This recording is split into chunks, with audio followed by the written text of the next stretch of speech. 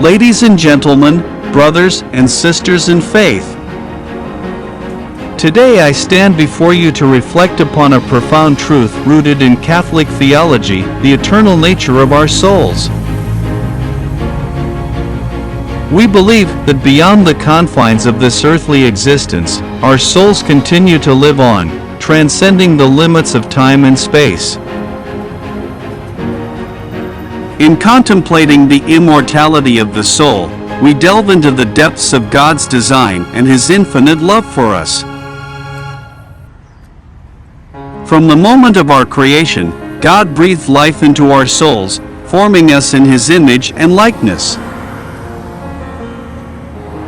Our souls, created in this divine image, bear the indelible mark of eternity, a mark that ensures our existence extends far beyond our earthly pilgrimage. The teachings of the Catholic Church have long affirmed this eternal perspective. The Catechism states, "The Christian creed, professed by the Church from the very beginning, affirms that God alone is the Creator and that He alone gives life."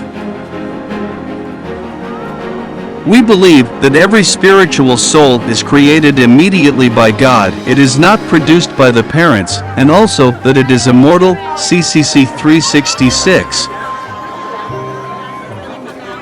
Thus, the Church upholds the eternal nature of the soul as an essential tenet of our faith. Now, let us delve deeper into the reasoning behind this belief. The immortality of the soul finds its foundation in the infinite goodness of God.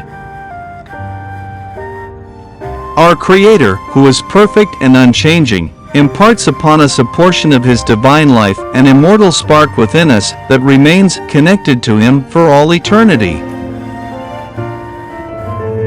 As Scripture reminds us, "And the dust returns to the earth as it was, and the spirit returns to God who gave it," Ecclesiastes 12 verse 7. Furthermore, our souls possess a unique capacity for communion with God, a capacity that is not bound by the limitations of our physical bodies. While our earthly vessels may decay and perish, our souls, made in God's image, retain their ability to know, love, and be united with Him. This divine union, established through Christ's redemptive work, forms the basis for our hope in eternal life.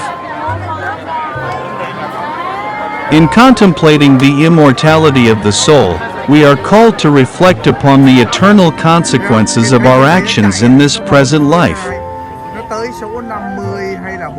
Our choices, both virtuous and sinful, have implications that extend far beyond our earthly years.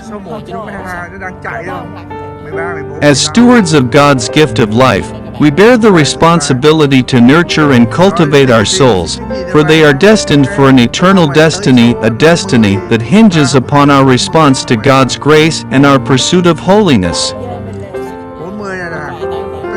This understanding of the eternal nature of our souls also informs our perspective on death.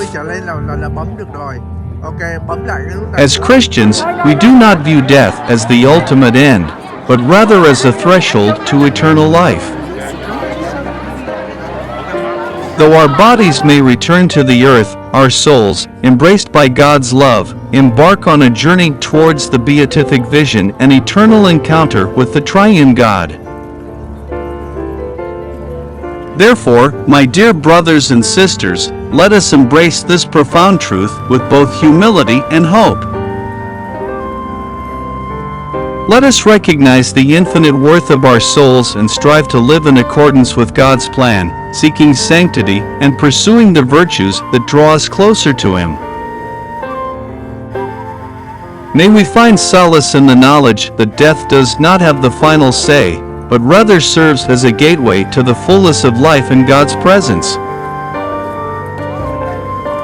In conclusion, our souls will indeed live forever even after we are dead. Grounded in Catholic theology and supported by reasoning, We affirm the immortality of the soul, a truth that invites us to live with purpose, knowing that our eternal destiny is shaped by our earthly choices. May this knowledge inspire us to embrace a life of faith, love, and service as we eagerly anticipate the joy of dwelling in God's presence for all eternity. Amen.